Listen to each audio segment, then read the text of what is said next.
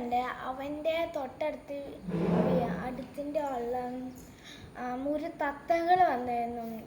ഇത് പഴമാണ്. തത്തകളും പഴവും കഴിക്കും. ഈ പഴങ്ങൾ അവർക്ക് ഭയങ്കര ഇഷ്ടം. വലിയ ജീവനാണ്.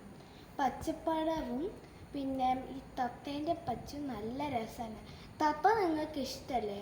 ലൈക്കും സബ്സ്ക്രൈബും കമൻറ്റും ചെയ്യണം. പിന്നെ നിങ്ങൾക്ക് തത്തകൾ ഇഷ്ടമാണെങ്കിൽ ലൈക്ക് ചെയ്യണം. അല്ലെങ്കിൽ കാക്ക ഇഷ്ടമാണെങ്കിൽ സബ്സ്ക്രൈബ് ചെയ്യണം. അല്ലെങ്കിൽ നിങ്ങൾക്ക് ഒരു കുരുവി ഇഷ്ടമാണെങ്കിൽ നിങ്ങൾ കമൻറ്റ് ചെയ്യണം.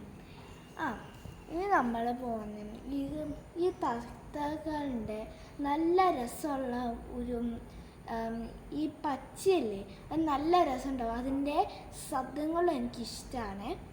അതിനകത്ത് പ്രവൃത്തികളുണ്ട്, അവർക്ക് പറക്കാൻ പറ്റും. ഈ നമ്മൾ സൂയിൽ പോകുമ്പോൾ തത്തകൾ കണ്ടില്ല കുയി വെക്കുന്നത്.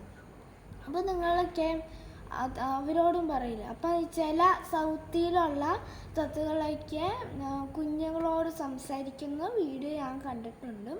അപ്പോൾ തത്തകളൊക്കെ അവരുടെ ഭാഷയിൽ തന്നെയാണ് കുഞ്ഞുങ്ങളോട് സംസാരിക്കുന്നത്. കുഞ്ഞുങ്ങൾ അവരുടെ ഭാഷയിൽ കൊണ്ടാണ് കുഞ്ഞുങ്ങളും സംസാരിക്കുന്നത്. അപ്പം ഇവർക്ക് സംസാരിക്കാൻ അറിയാം. നമ്മളെ പോലെയല്ല, വേറെ ഏതോ ഭാഷയായിരിക്കും.